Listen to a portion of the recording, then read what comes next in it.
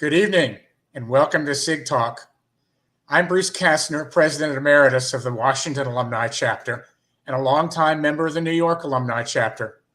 I'm sitting in tonight for Jim Cooper, Vice President of the New York Alumni Chapter and Chairman of the SigTalk Committee.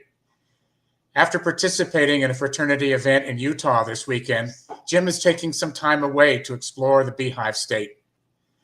Subbing in for our usual director, James Hefner, who is Grand Praetor of the Hudson Valley Province and a member of Sigma Chi's Executive Committee, is Leslie Nichols, Associate Director of Membership Development and Engagement for the fraternity, and is the SigTalk liaison with the Sigma Chi Learning Consortium. SigTalk is a partnership of the New York and Washington alumni chapters, now in its fourth year. In the past, we have offered programs featuring our Grand Consuls, fraternity programs such as Horizons and the Sigma Chi Leadership Institute, and interviewed brothers who are prominent in the respective fields of endeavor. Returning to SigTalk tonight is David Ashenoff, a 2003 alumnus of the Zeta Upsilon chapter at William & Mary. David was unanimously elected to his third term as president of the Washington Alumni Chapter earlier this month. David has been an active volunteer for over 20 years, and in addition to his leadership of the Washington Alumni Chapter, serves as chairman of Sigma Chi's Governing Affairs Committee and as a board member of the Fraternity and Sorority Political Action Committee. Our guest tonight is significant SIG and First Class Sergeant Matt Eversmann, U.S. Army retired. I know Matt from his time as faculty advisor of the Kappa Upsilon chapter at Johns Hopkins University in his role as professor of military science, leading the Hopkins ROTC program in the early 2000s. Welcome, Matt. Glad to have you with us. Bruce, thank you for having me. David, it's my pleasure. And brothers, it's just wonderful to be spending a little time with you tonight. Matt is a testament to the true nature of war and heroism. He's immortalized in the epic film Black Hawk Down and in the 2004 book, The Battle of Mogadishu, which tells the historic story of a group of elite United States soldiers sent to Somalia in 1993 as part of the United Nations keeping operation. Upon his return from Iraq in 2007, Matt retired from the Army as an Infantry Company First Sergeant after 20 years of service. He is the co-author of The Battle of Mogadishu and hosted the 2019 Emmy Award-winning documentary for public broadcasting system called Send Me. In February of 2021, Matt and James Patterson released their #1 New York Times bestseller, Walk in My Combat's Boots, followed by ER Nurses, True Stories from the Front Line, and Walk the Blue Line. In October 2024, their fifth American Heroes was released. Thank You, Teacher will hit the shelves in 2026. Matt has received many military decorations and awards. For his service in Somalia, he was awarded the Bronze Star Medal with Valor Device. Matt, we usually start our program by asking about our SigTalk's guest backgrounds, but before we do that, on behalf of the SigTalk crew and all your Sigma Chi brothers, thanks for your service. Bruce, very kind, and I appreciate that truly, especially this week with Veterans Day this week. It always means a lot, and I appreciate the kind introduction. So thank you for having me. Very good. Well, now let's start by having you tell us where you were born and raised, what your life was like before you went to college. Yeah, so it's a good question. It's funny when I get asked this thing because I live in South Florida now. I'm a West Palm Beacher, and we've been here for 11 years. Another reason I say that is I was born and raised in Bayshore, New York, on the South Shore of Long Island, and moved to a small town in Southwest Virginia called Natural Bridge about middle school time, high school, middle school, high school, college. And then I joined the Army, and from the Army, it took me, all up and down the East Coast and actually around the world. And then I got out after 20 years and wound up in Florida. And so the whole thing is I've lived in Florida actually longer than I've lived anywhere else in my life, though I kind of call Virginia home to this, where were you born and raised, but pretty much a nomad most of my life, which has its good and bad, but I think overall, kind of good things. To answer your question without being a weasel, Bruce, I would say average I was the average kid, and operative word here is average. I mean, the youngest of four. We moved to Natural Bridge, bought a small farm, a little beef farm. My parents ran a small lumberyard and hardware store. You know, rural America, no stoplight kind of town, literally, and it was great. I literally had absolutely, looking back on it now, you know, folks, I had absolutely no idea on one side what I was missing, but kind of had everything I needed in Rockbridge County. And you know, life was good. I can tell you, I was an okay athlete, not great. I was an okay student, not great. But man, I just enjoyed taking part in a little bit of everything. And I've thought about this a lot over the last, you know, few years when people, again, we'll get to this later in the broadcast. You know, I just was kind of open-minded to everything, which was, I think, served me pretty well, you know, as a young man growing up. So that's the story I stick to when people ask me about where you're from. Well, I hadn't remembered that you were originally from New York, Matt. We share that heritage. I was born in the city and raised a little bit farther west of you in Forest Hills, Queens. Yeah. So it's to find another New Yorker here on SigTalk. I'm sure the New York Alumni Brothers would be happy to know that you at least partially are eligible to be part of the alumni chapter here. Well, you know, and again, happy memories. In all honesty, and again, this is sort of the story of my life. I honestly, I have happy memories from, you know, childhood in Bayshore. In fact, last week I was up in Boston for some work, and my oldest, truly longest known friend, you know, who I grew up with in Bayshore, came up. You know, so we've known each other for, you know, 50-something years. So it's New York always has Long Island in particular always has a soft spot in my heart. Well, that's great. I like being in DC because I can say I'm from New York, but not in it.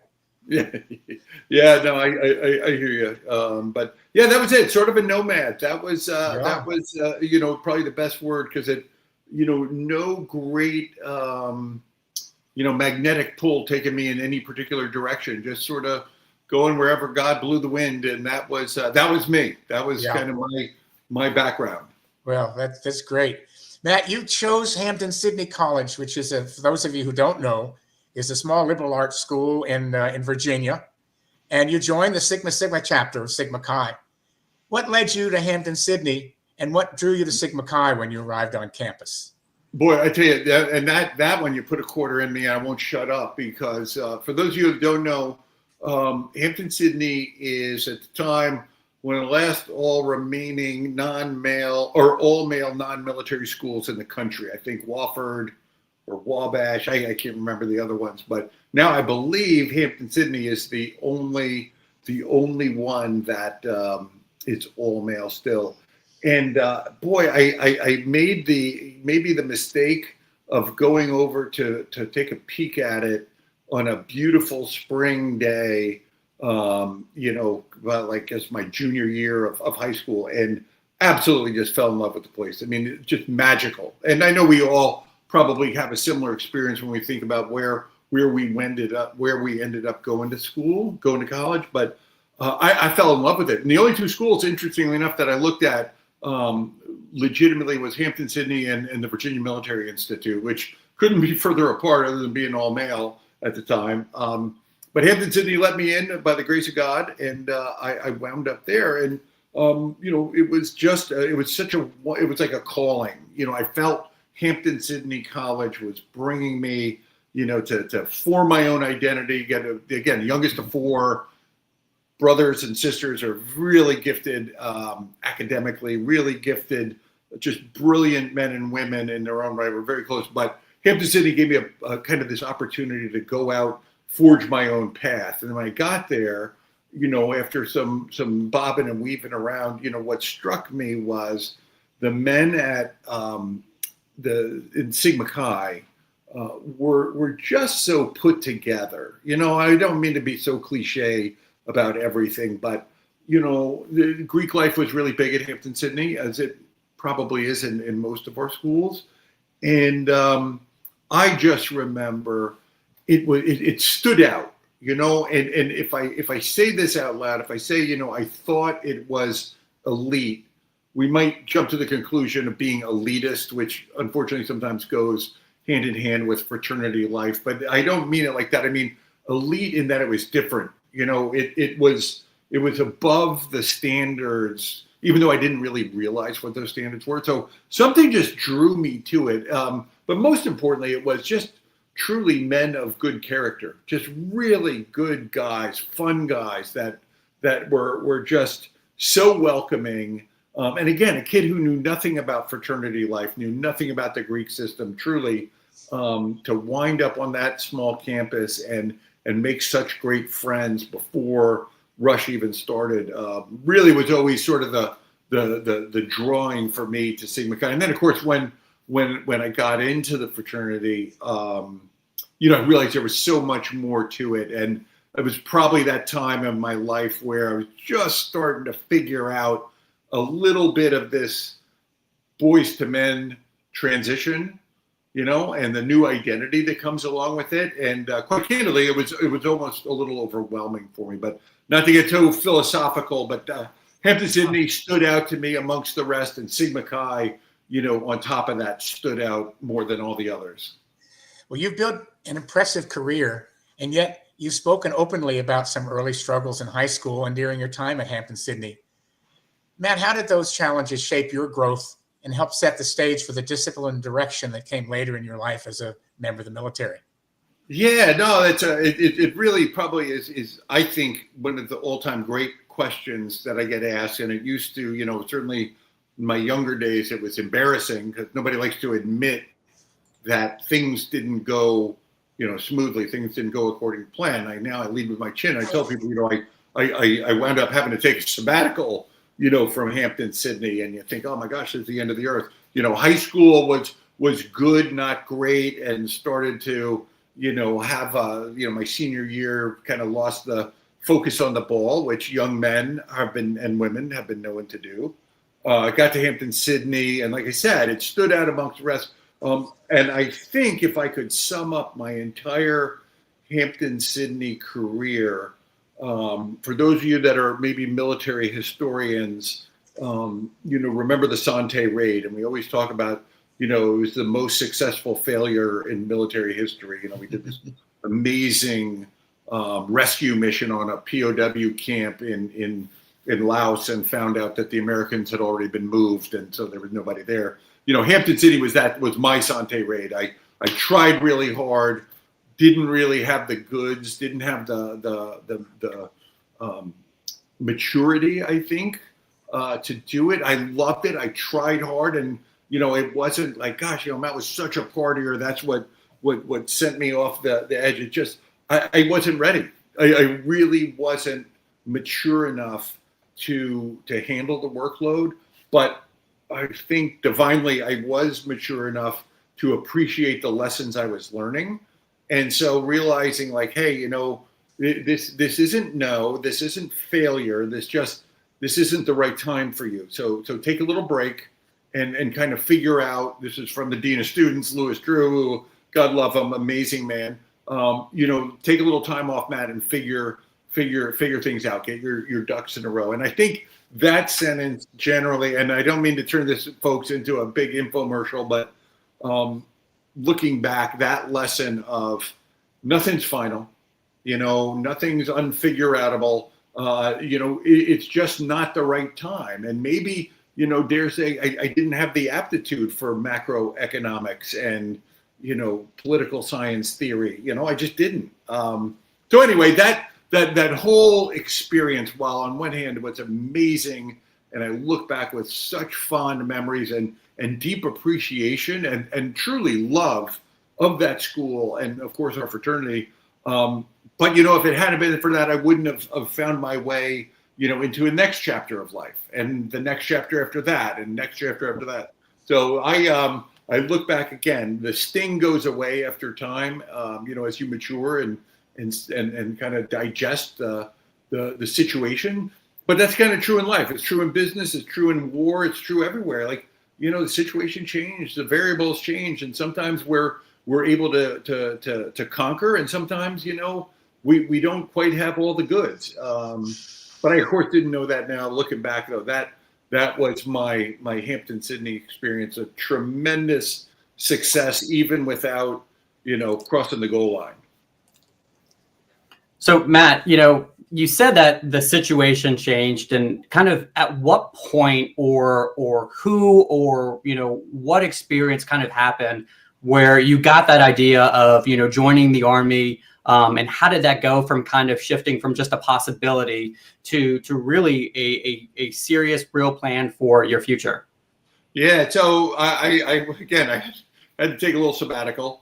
And I was back in Natural Bridge working for my mom and dad, delivering sheetrock and 2x4s and all that stuff that goes with lumberyard work. In 1987, and I can picture this guy, a high school buddy of mine, came into the lumberyard, and he stood a little taller, he looked a little straighter, and I hadn't seen him since 3 years. And interestingly enough, he had left for Washington and Lee, which at the time was still all male, just down the road in Lexington. And I think, hey, how's school? And he's like, oh, well, I left after a semester. It didn't work out for me. I joined the Army, and I'm stationed in Berlin, Germany. I'm like, this is Natural Bridge, Virginia. That might as well have been the moon. Like, who could possibly be in Berlin, Germany? And again, Cold War time, Berlin's divided. And I remember that afternoon listening to him tell these stories of life in the Army in Europe during the Cold War. And I'm like, man, I got to go. Like, this is an easy sell. Like, this is good versus evil. Let's go fight the bad guys. Let's roll up the Russians at the Fulda Gap in Germany. This is easy. Like, I love it. I'm like, the military had always been like something you do sometime. Like, it was just sometime. Everybody talks around, at least, at our house, you would talk around the Sigma Chi, house, and sometimes, I'm going to fly, I'm going to be an F-16 pilot in the Marines. I mean, everybody wants to do that. And, it's just something way down the line. And, this guy came in, talked to me. I talked to my parents, said, I think I'm going to go talk to the recruiter. Didn't know anything, literally, truly knew just about nothing about the Army, did a little bit of research, but, I went down to the recruiter, and I said, hey, man, I'm interested. And, in true Army fashion, he looks at my transcripts and everything. He's like, hey, we could put you in the finance corps. And I'm like, dude, I failed out because I'm an econ major. The last thing you need is me, being around people, soldiers' money. So I told him, like, no, I want to be in the infantry, and I want to do something hard, and I want to figure stuff out on my own. I need a real challenge, and I need kind of the whole kit and caboodle. I want to do the hard stuff, which was shocking because I never thought of myself as a guy that really wanted to do the challenging things. But again, at that point, I'm like, man, I gotta complete something. I have to, literally put an exclamation point on the end of something in life. And that was the start of my military career. Kind of went in with the eyes wide open, knowing nothing, and just said yes to everything I possibly could. And I can honestly say, again, without being too much of a weasel, that has served me well, for the pretty, to date, saying yes to things that make you uncomfortable, which we'll get to in a minute. So that, David, is that's kind of how I got into this gun club, and man, I'm glad I did it. Well, as anyone sort of looks at your background, it's clear that you've got that impressive military background. You went on to become an Army Ranger, nearly spending half of your, military career, which I think spanned 20 years in that, doing that is in the 75th Ranger Regiment.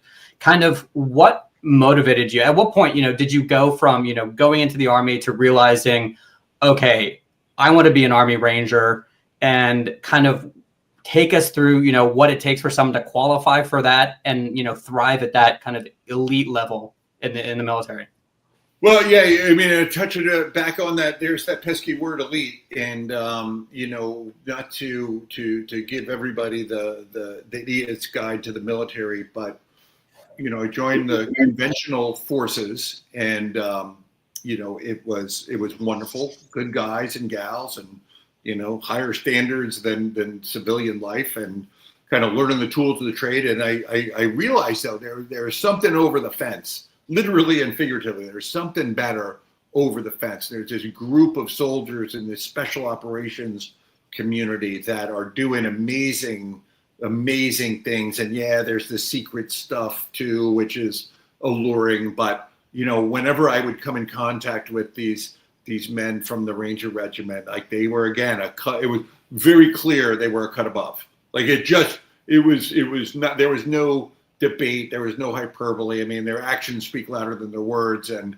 again, I know as I'm talking, it sounds like an infomercial, but I'm like, I want to give that a shot. Like, I want to try and be, like that. I want to be in that unit.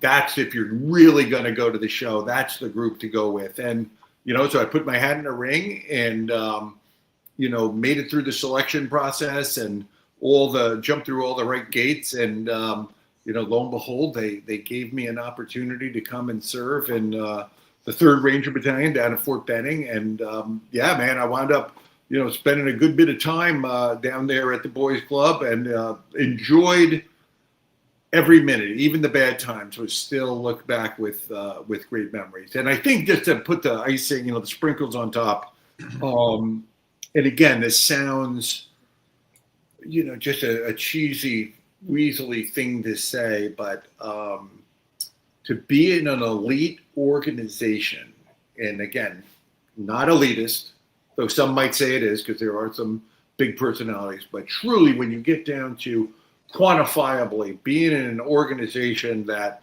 adheres to really high standards that are applied to everybody within the unit, from the newest private to the most senior colonel, that says something. And, in fact, just to fast forward, one of the most shocking things to me out here, when I say out here, out in the civilian professional world, is just how low the bar is and how mediocre most organizations, generally speaking, really are. So going back, this idea of seeing that, much like HAMPDEN-SYDNEY, much like Sigma Chi, this is a different organization. It's calling people. We sort of sniff each other out, and the men that served there, at least the ones I was exposed to, were really just a different breed of soldier. And when I got in, of course, you find that it's not all peaches and cream, and not everybody's a nice guy, not everybody's a choir boy and all that stuff. But what I did find is that in that organization, the standards applied to everyone, regardless of their, personality. It's like, you either make it or you don't. And if you don't, it doesn't mean you're a bad person, but you're not. That's not what we're looking for. We're looking for people that can be at that north of that band of excellence, and that was really appealing to me. So, quick question on that. We've obviously got some folks in the military, in the Brotherhood, going to watch this either right now or at some point, in a recording. Any piece of advice that you would give them if kind of the Ranger, route is something that they are interested in? What kind of one piece of advice would you give them to sort of, pursue that track? Yeah, so I got to speak, it's a one piece of advice with like a couple of subsets. So bear with me. But the first one is, I think it's like, first of all, none of these men, and today men and women that are in these organizations, in the Special Operations Command, for instance, I'd like, they're no different than any of us. They really aren't. And, nobody wears a red cape. Nobody changes a phone booth. Somebody just had the gumption and the moxie to give it a try. So I would tell every single one of you listening, whether we're talking about, hey, I'm going to join the military and try out for SF or Rangers or Delta or SEALs. Like, why wouldn't you? Like, why wouldn't you? Truly, if you don't, then you're just blowing smoke. You're just being a wolf, and nobody needs that. So just do it. Just go out, give it a try. And if it doesn't work, it doesn't work. It's not the end of the world, and it doesn't mean it's no blemish on your character to try and not make it. It just maybe isn't the right time. So the first thing I would say is, don't make excuses. Just go do it. You know what? I mean, be comfortable enough, do it. And if it doesn't work, that's fine. You know what? Try something else. So I think most people talk themselves out of really good opportunities. At least that's been my experience, and I'm guilty of it just like anybody else. So don't be afraid don't be afraid to give it a good shot, because the chances are you're gonna succeed if your heart's really into it.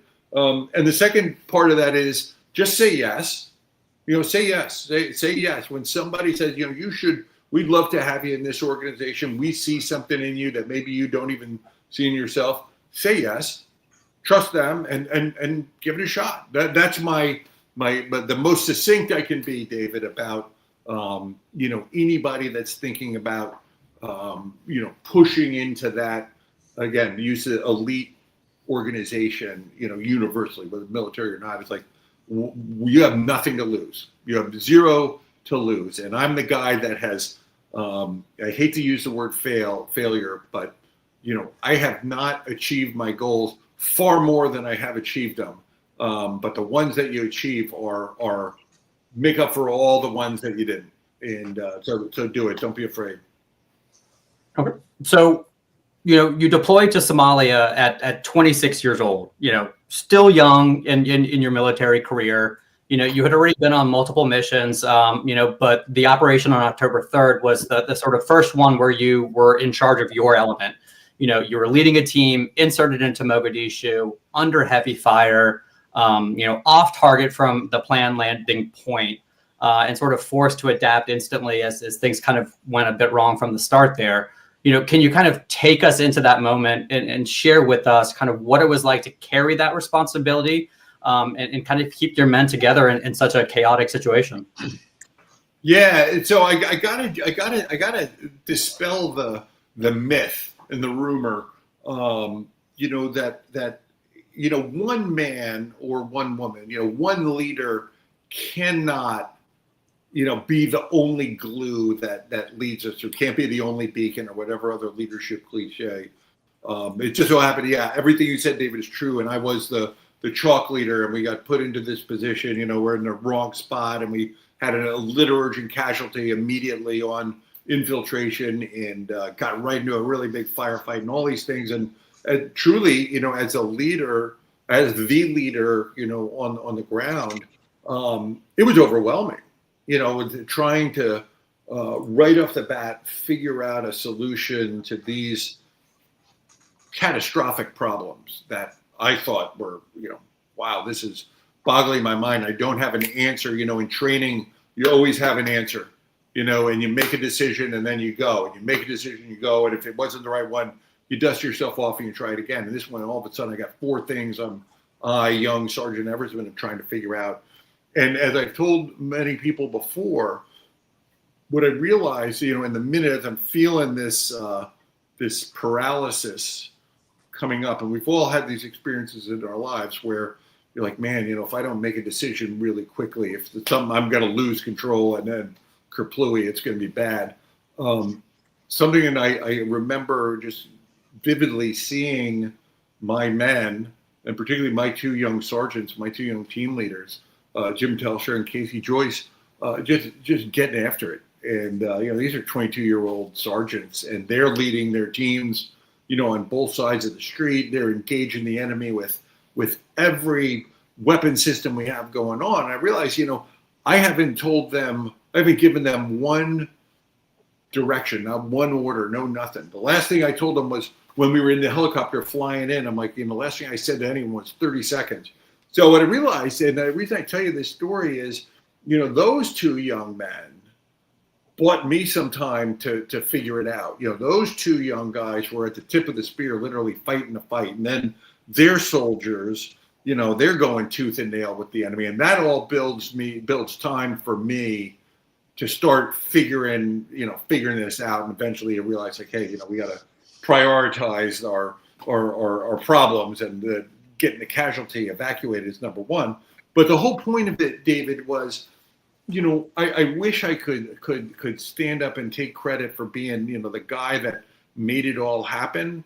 But at any moment in that firefight, gosh, throughout the day, any one of those men truly could have been the most impactful player on the field, and truly, by that definition, being a leader, in his own right, that carried the weight. And I think that kind of spread throughout the whole chalk, So it wasn't just me as the senior ranking guy doing it. I would like to think that I made good decisions, and I would like to think that I was the I don't know, I hate to say like the model of leadership, but I like to think I was doing it right. That's what I hope I was. I remember thinking, and I talked to the guys afterwards, and I said, man, I was really getting nervous. Things were starting to crumble around us, and I looked out at the boys, and the boys are like fearless in this battle. And I'm like, man, these are brave guys. Like, these guys aren't afraid of anything, and they're duking it out with the bad guys. And afterward, they're like, man, Sergeant Eversmann, I was so scared. And I looked up and I saw you, standing there. You were totally in control, and you were totally calm, and blah blah blah. And I'm like, wow, what perception? What a perception of this sort of Siamese twins kind of push me, pull you relationship with the troops. And I say that, David, not to talk myself out of the job I did as the leader, but I think to remind us all, it takes the whole team, because again, this is a three-dimensional battlefield. There's so many variables that are completely out of your control, and sometimes you got to have that faith that your teammates are gonna deliver, which would bring us back to, in an elite organization where people are well trained, well led, and well disciplined, and held to really high standards. They're gonna do it in a crucible.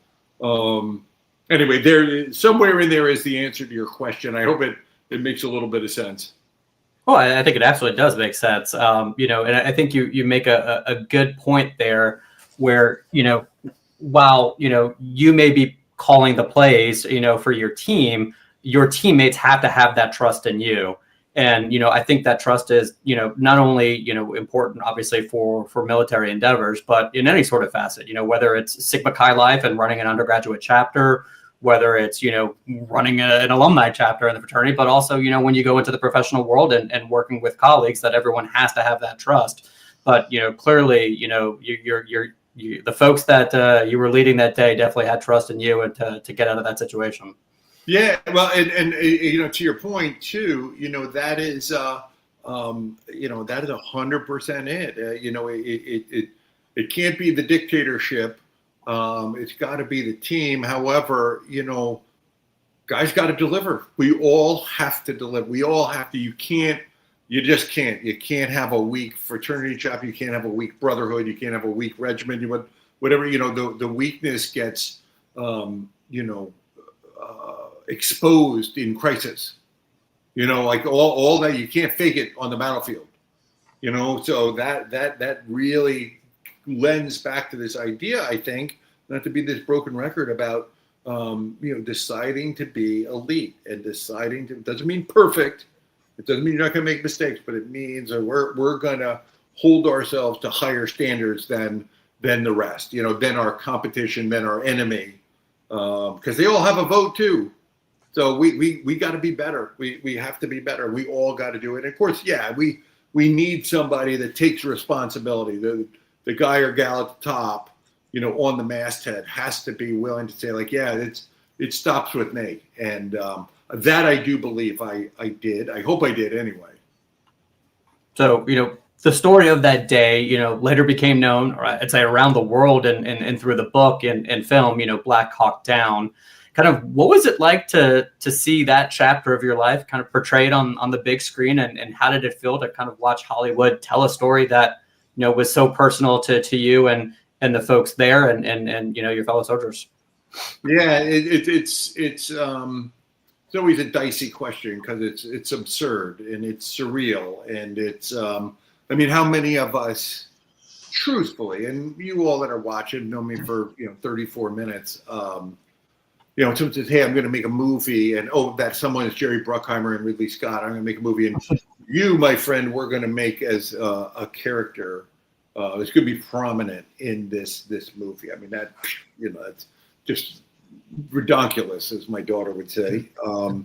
But we had a lot of talks about this before. As this thing was gaining some steam. When they were in production, and it's like, they're making this movie. Like they are going to make this movie. So either embrace it and help, or, you know, you sit back and, you know, kind of bitch and moan about everything and hope that they do a good job. And they very kindly were, you know, included me, you know, in a little bit to help out. They hired some great advisors who were veterans of the battle.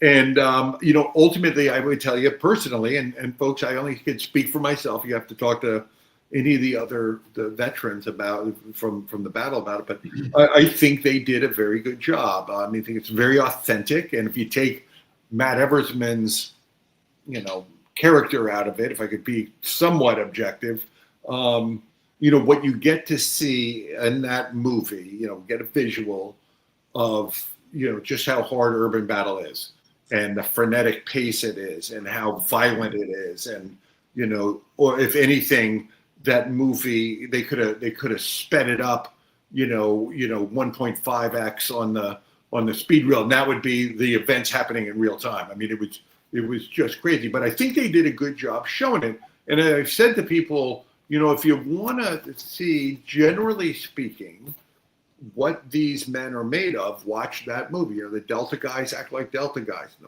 160th pilots act like, you know, 160th. The Rangers act like Rangers. Yeah, there's a little Hollywood stuff in it. They got to do a little. There's a formula for Hollywood that, you know, filmmakers out here in the audience might know more than I do. But overall, they've done a good job. But it's weird. I was just up in Boston last week, and I was flying home. You know, I flew up on Veterans Day, flew home the next day. As I'm getting off the plane, you know, they still got they still have the movies on, and lo and behold, there's Sergeant Eversmann sitting on the back of somebody's seat, you know, doing this piece of Black Hawk Down. I'm like, that's just so strange to walk by and see somebody watching a movie, and I almost want to say like, hey, let me introduce myself, but I don't. You know, that's a weaselly thing to do. So, but it's good. It is good, and you know, I think it also it puts all of us, you know, on notice as a reminder that we are not from the movie sense being watched, but people are always going to look at you. You know, when you say like, hey, you know, were you in the Army? Yeah. Were you a Ranger? Yeah. You know, were you in Mogadishu? Yeah. You know, people are looking at you and they're judging you just like they judge all of us. You know, are you a Sigma Chi? Are you a fill in the blank? Like they do. People, we're judgmental people, and so, you know, we have an obligation to be good stewards and acolytes of the organizations that we represent, and that's hard. It's hard to do sometimes. But you know, this is important business. This particular battle, as you said, David, and I've never had a problem with it. I think they did a good job, and you know, my gosh, the fact that it came out in December of 2001, that it's still going. They're still showing it. Says something about the quality. That transitioning from military service to civilian life is a major shift for many veterans. What was the hardest adjustment for you, and what lessons can others draw from your experience as they navigate their own transitions? And how can Sigma Chi support brothers going through similar changes? Yeah, boy, now that's a great one, Bruce, because you know, I had a database of one as an adult, you know, with one job in my military, you know, career. And I thought you just got out and had another career doing something somewhere. You know, you went home and got a job with whoever was hiring you, or you went to whoever was hiring and made that your new home. Like that was sort of the knucklehead version for me. And I remember my wife saying when I retired, I had a bunch of kind of vacation days saved up. And, you know, had it all teed up. You know, I was getting out at Christmas time, and, you know, kind of by Easter, I'd be ready to start work. And my wife had said something like, you know, how much time are you going to take off? And I'm like, well, you know, a couple of months. And she says, like, you need to take a year off. And I'm like, you're kidding me. Like, right? Like, no, you get out, put your shoulders into it, and go get another job. And I say that kind of jokingly, but the truth was, transition's hard, far harder than I ever dreamed possible. And it wasn't like carrying cinder blocks hard. It was not like delivering plywood and digging ditches hard and working 120 hours a week, you know, doing whatever 120-hour a week people do. But it turns out, you know, this new identity transitioning from the old me to the new me. And again, sounds Dr. Phil Oprah-like, but no one told me that. And I wasn't ready to figure it out on my own. It was kind of like being back at high school at Hampden-Sydney, like, man, I'm sinking and I'm not quite sure how to figure this out because nobody told me. This isn't like, hey, you're changing your personality, but it's like finding the new definition of you, and you got to stop being the airborne ranger. You got to stop being the first sergeant. You got to stop being the back down guy. You got to stop being a snipe, all those things. You got to start looking over and being this new person. Who is it and what is it that you want to be? The white picket fence guy? Do you want to be the finance guy? Do you want to be the truck driver? Do you want to be the fill in the blank, whatever that fill in the blank.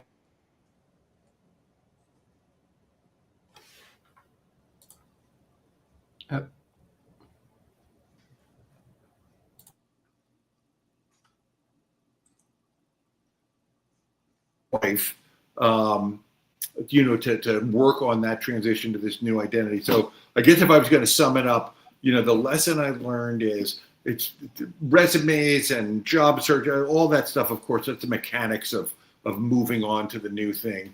But quality time thinking about what do I truly want to do and be. And I would throw in, with that, that means I want to be a really committed father. I want to be a really committed, husband. I want to be a really committed fill-in. Already a good father, the little league coach, the whatever. And again, I must admit, the career, I had my career with great, with great happiness.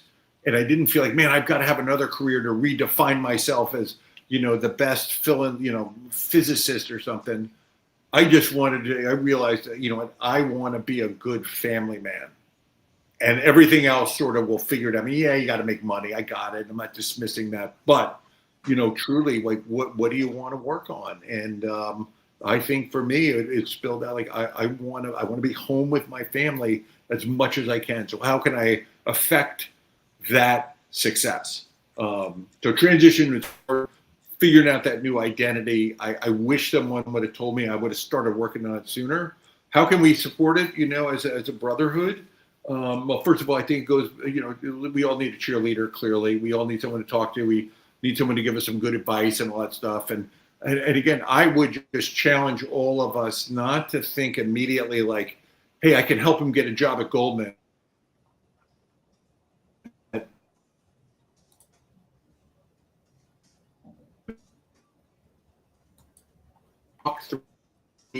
What is it, Matt, you want to do? What is it that you enjoy? What is it now that you're looking forward to? What were you missing in your old life that you can't do in the new? So again, I know it's a little, Dr.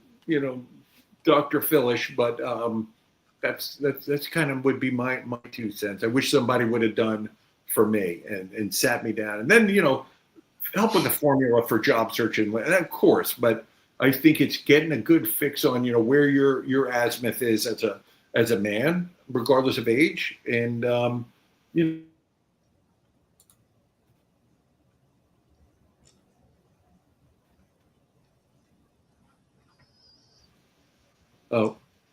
I'm back. Perfect. Oh, now we got you, Matt.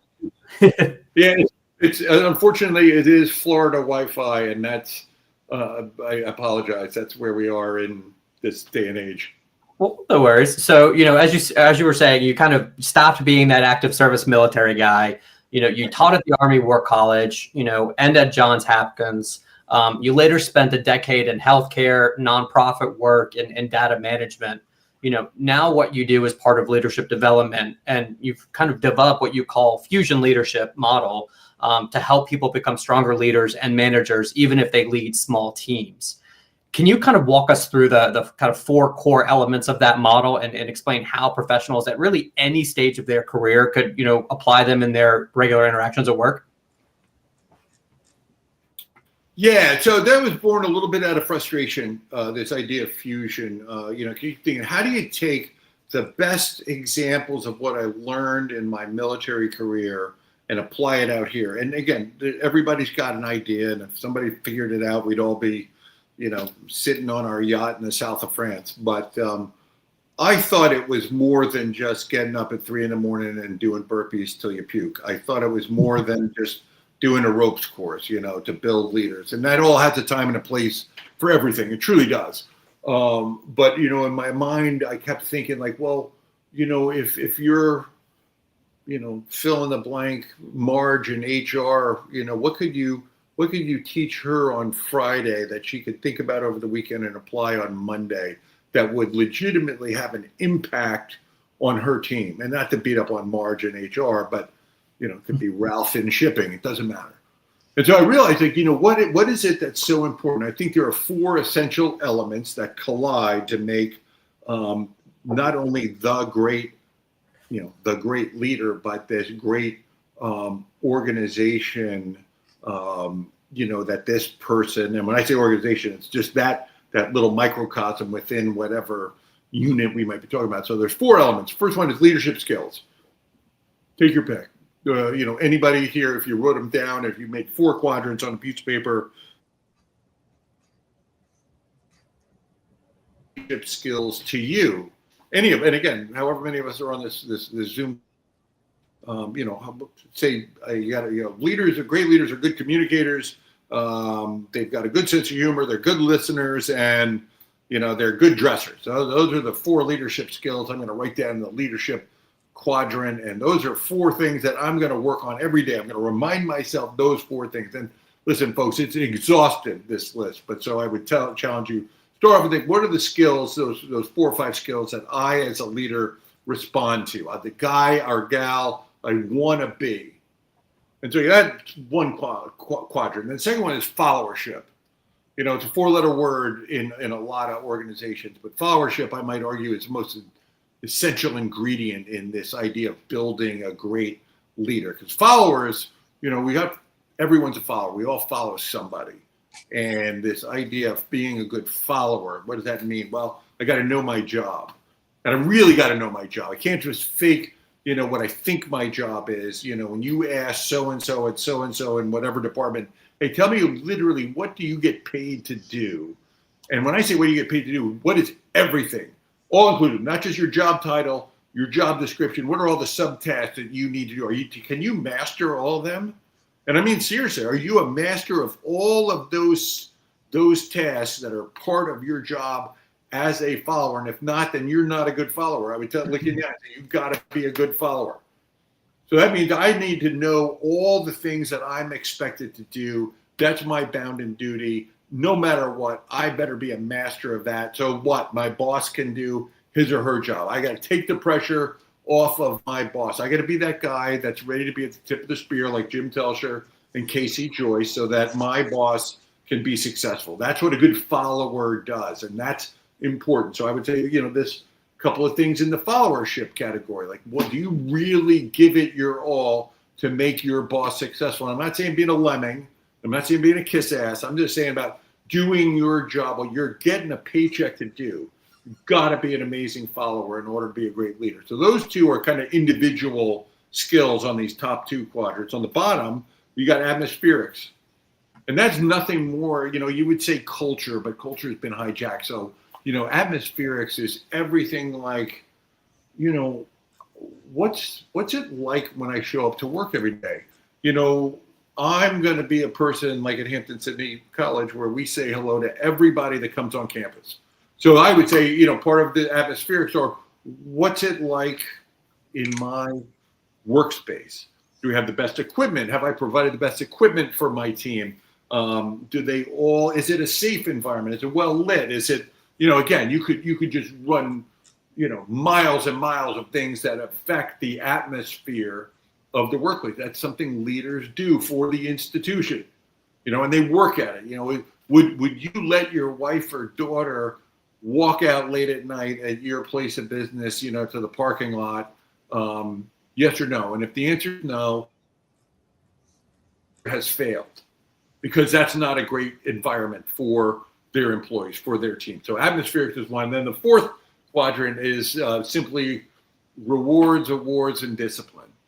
You know, it's all the above. It's like, you know, do we literally give everybody a fair shake in their report cards? Do we literally reward them for doing exceptional, and I'm not saying just doing their job, but for exceptional work? You know, and how do we discipline them? You know, what are the control measures that we're putting in place? Because sometimes, you know, we don't mean to do the wrong thing, but we do, and we got to get put back on track. So how do we? What are the shaping mechanisms that are in place to do that? So that's the four things. So fusion, and those four come together, and I think we're constantly, as now the individual leader, I'm focused on those four quadrants all the time. I can't help but make myself better, make my team better, make the organization better, and that is, you know, my whole idea of doing it without having to break a sweat and do 5,000 push-ups.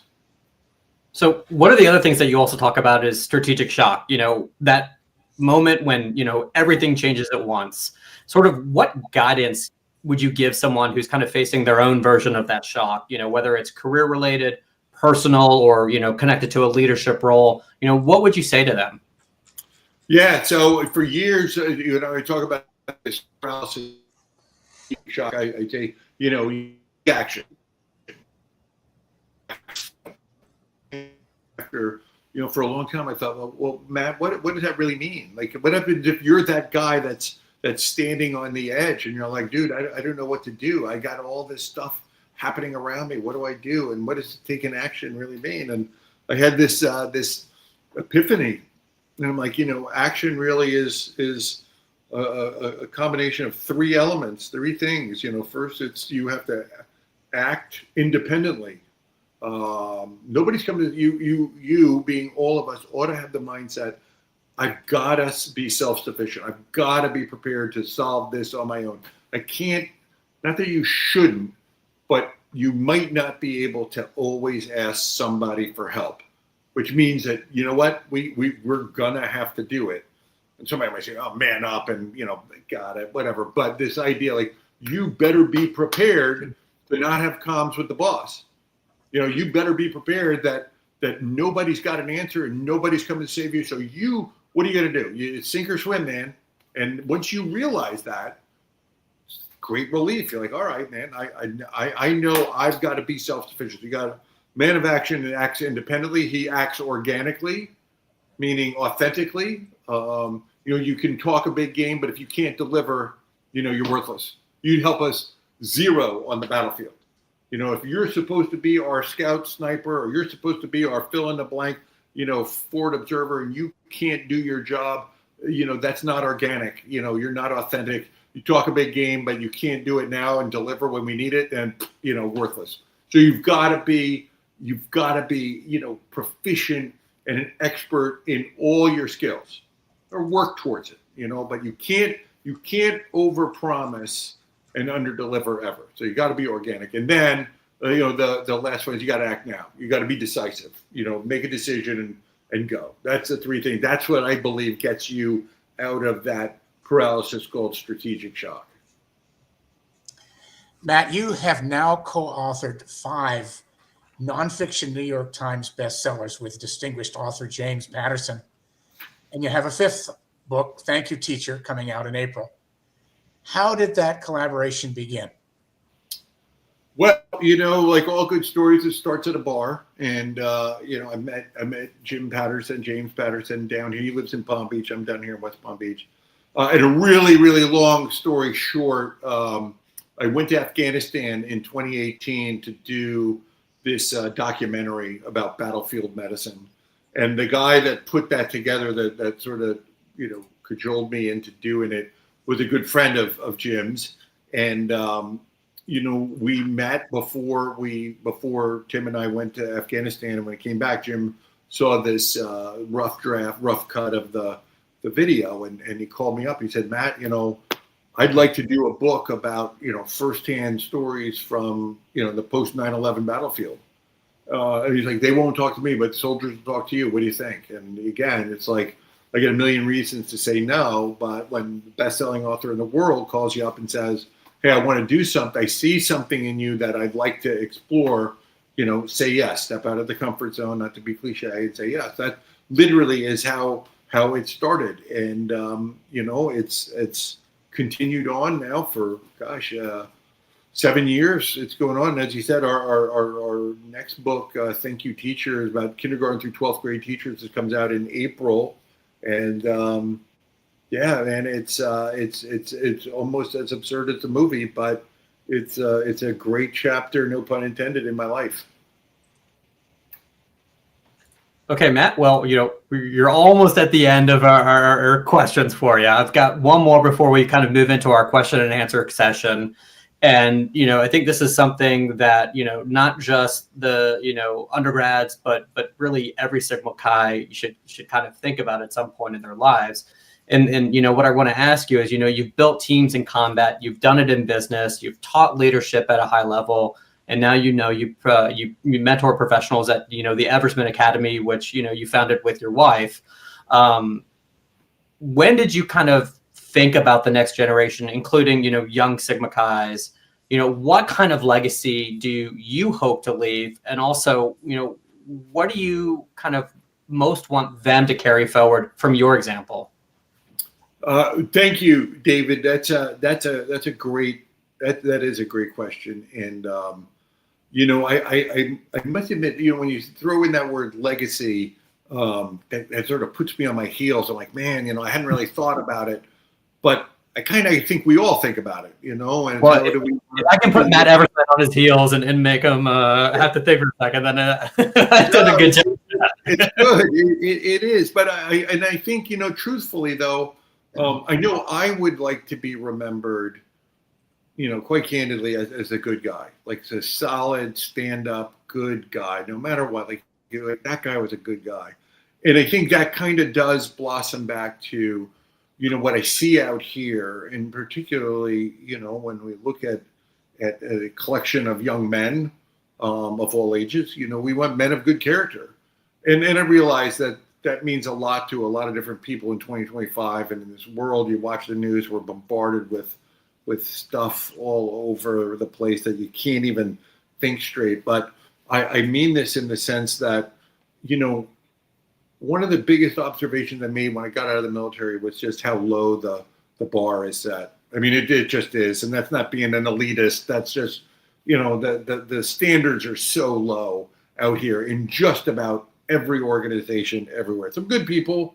and they do okay, and their jobs. I mean, think about every organization, whether you're at the bank, at a restaurant, at the car dealer, you name it. It's like we're begging for someone to just do the right thing.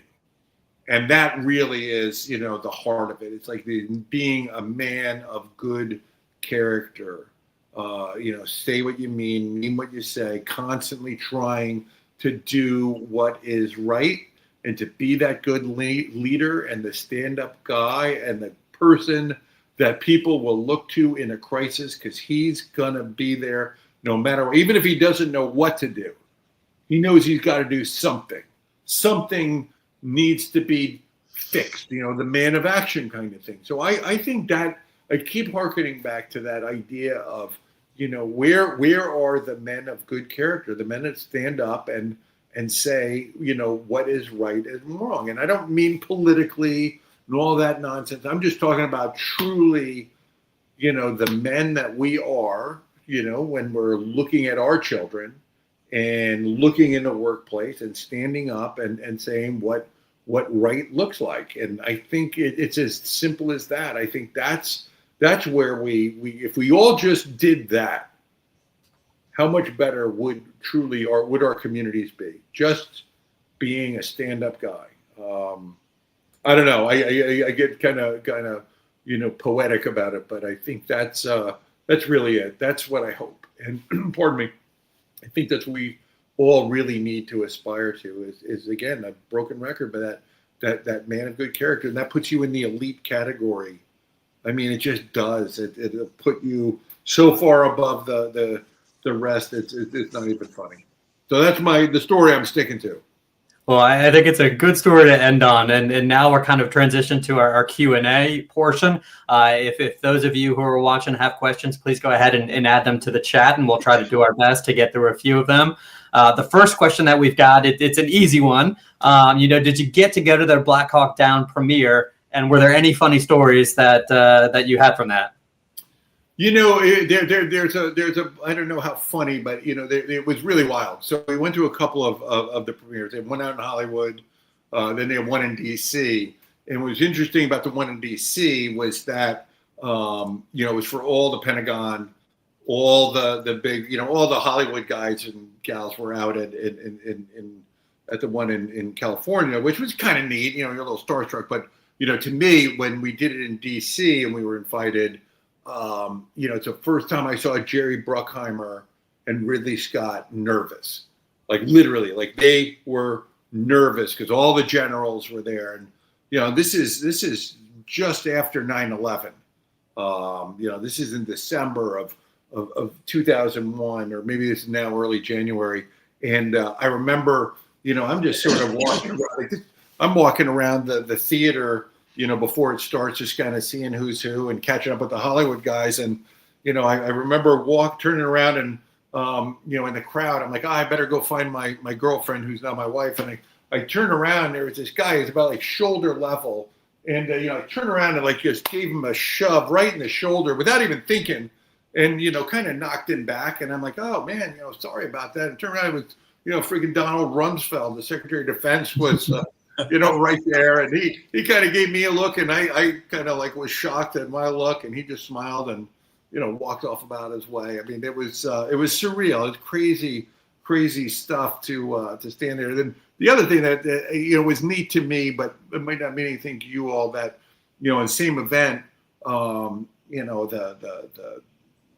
couple of 4-star generals and the secretary, well, now the Secretary of the Army, we're all standing around, and General Downey's like, Matt, come over here. He's an old Ranger, and I'm standing there with, all these, the couple of 4-star generals and the Secretary of the Army, the CEO of the Army is standing there, and they like, sort of nodded to me, and next thing you know, they're just talking about, literally, they're like, hey, I served in, I was in, the fill in the MACV SOG and all that. I'm standing there like listening to these 3 guys that are senior, the generals and the Secretary of the Army, and they're all talking war stories that they didn't even realize that they had been, in the same battles, in the same time in Vietnam. And I'm kind of cool that I got to see it. But silly Hollywood stuff that, you just can't make up. I will say this, truly, all the actors were very, very friendly and inviting and personable, and really, I think, treated all of us pretty well. I mean, it was crazy kind of hanging around with all these, Orlando Bloom and Ewan McGregor and Hartnett and everything, who were like little kids, like 20-year-olds then, and now they're all hotshots. But it was kind of cool. I must admit that part of it was, that was kind of once in a lifetime stuff, which I did enjoy. All right, second question for you. So the book, one of the books that you co-authored with James Patterson, Walk in My Combat Boots, where you kind of told the stories of a number of service members and conducted hundreds of interviews for that. Was there one, or, of those stories, is there one that really inspired you? Oh man, that's a good one. I can't say that there was just one. That book really was amazing, because it was my first experience interviewing fellow soldiers, and I thought I knew a lot about the military, but it turns out, man, I really didn't. My time in the regiment, my time in 10th Mountain, my little time teacher, there was so much in the military I didn't know. And what I think what I walked away with universally was, that these young men and women are, we've asked so much of them, like truly, and they volunteered. I get it, they're a pity party, but we've asked so much of them. And when someone would say, when I would call them up and I would say to this flight medic, or this driver, like, hey, you were in Iraq during the surge, and like, yeah, I don't know why anybody would want to talk to me. I didn't do anything. Like, you drove 15,000 kilometers of, across the battlefield that no Delta Force guy saw as many enemy as you did. Like you've done a lot. Like you were a 22-year-old driver. You were a young private, and you've done this thing. That's like, it's amazing, and it would shock me how earnest so many, almost to the person, they were that were just like, yeah, just sort of doing my thing and try to do a good job, and that was that. And I just, it was humbling. Like it was just so humbling to hear these men and women, and it just made me feel just so proud, not like as a veteran, just as a guy that got to hear their stories. And I can't be, again, objective, but it is a good book, and it's easy read. And Jim works his magic, and the chapters read like fiction. Easy to read, but they're all pretty well done. I don't want to be a weasel about it, but they're all good stories. They really are fun, exciting, and quite humbling. So we've got one more question here because we're a little over the hour mark, and I think this is a good one to end on. If to look back over, the military career, your business career, now leadership, who was the most influential mentor that you've had, whether that's in and or out of uniform, and what qualities made their guidance so impactful for you? Wow. A couple. There's definitely been a couple, and I look back on my Army days. Mike Kershaw was one of my senior officers, and he was always set a great standard for professional development. He went up being my brigade commander when I went to Iraq, and he's a thinker. He's a guy who told me, he's like, Matt, this is the thinking man's gun club. You can't just be a big like ox, smart like tractor. You got to learn your craft, and you got to keep bettering yourself. You got to read. You've got to be constantly trying to get smarter. And something I fail at often, but I do try and follow his example. And that means, don't try new things, but once you do and learn what you don't know, figure it out and start reading and learning and get smarter. So Mike Kershaw was that. Pat Work was another one. He and I had developed a really close friendship. He was a platoon leader when I was platoon sergeant in 375. And, I like to think I helped shape him a little bit as a young lieutenant getting ready for the rest of his career. But what I learned from Pat, and to this day, he's a 2-star general now, was just own it. Whatever we do, we own. We absolutely own it. And that means it's always incumbent on us, as the individual to not take anything that isn't ours. Don't anything really and figurative that isn't yours, but own what you got and be the main effort. Everything why else would you do anything? Like, have that tenacity and that kind of moxie, to do it. That's Pat's guard. Those two guys really, really, I think honestly that would be, outside of my family, my parents and my family, that would it. And the third one, real quick though, and I should have probably said this first, was my French professor at HAMPDEN-SYDNEY, who was a guy named Alan Farrell. And Al Farrell was a Green Beret in Vietnam and professor of modern languages at HAMPDEN-SYDNEY. He studied at Tufts, Trinity, and the Sorbonne. He speaks, French, Spanish, German. He's brilliant. He's like 25-pound brain, smartest guy I've ever been around. He's the reason I failed out of HAMPDEN-SYDNEY. I'm the reason, but he put the nail in my coffin, so to speak. I failed his French, 300. That 4-hour F really killed me. But we stayed in touch. We've stayed in touch, and we've been seeing each other, a lot over the years, and to this day, he was the one that taught me responsibility. Wasn't him, it was me. And had I asked him, he would have done anything to help me, but I never asked. But he was just, I wouldn't do him justice, but Al Farrell taught me, probably again, outside of my dad, being a man, which is so important. And again, even in a failure, it's still, got some victory out of it. So those three guys had a big impact on me. And of course, the good Lord above gives me good guidance. So that's it. Well, thank you, Matt. Before I turn things over to Bruce to kind of close this out for tonight's program, I just want to, on behalf of the Washington Alumni Chapter, thank you. It's been great to get to see you again and talk to you a little bit more about your background.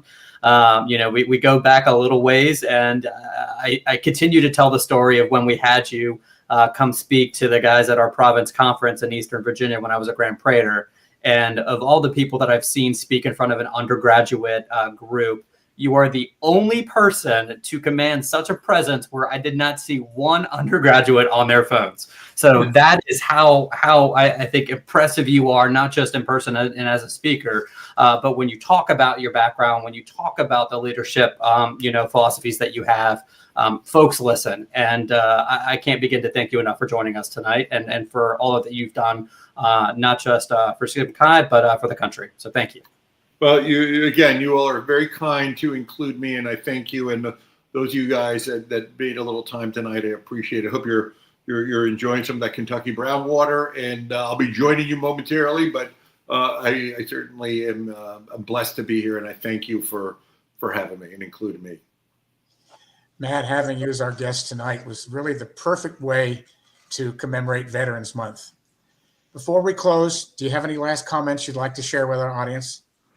Yeah, Bruce, thank you. And gentlemen, I say this sincerely, we're part of something bigger than ourselves, and you've heard it before, but it is true. And I thank you all for becoming the men that you are in Sigma Chi, becoming the brothers that you are. And whether you're fully engaged all the time or you just do this every once in a while, I would encourage you just, think a little bit about what it means to be a man of good character. And, certainly make sure you check on your buddies. We should always be checking on our buddies. And,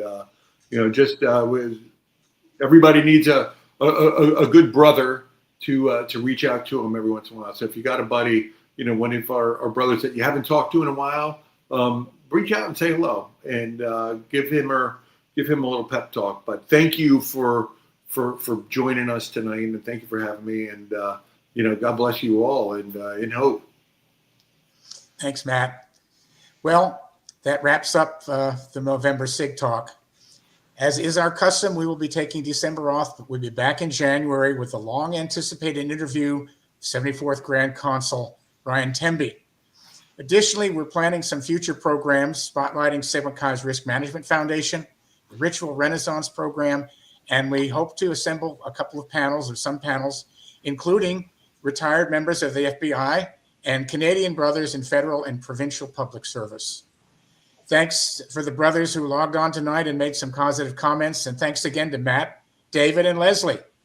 On behalf of the SigTalk Committee and the New York and Washington Alumni Chapters, wishing you a happy Thanksgiving and a happy holiday season. See you next year.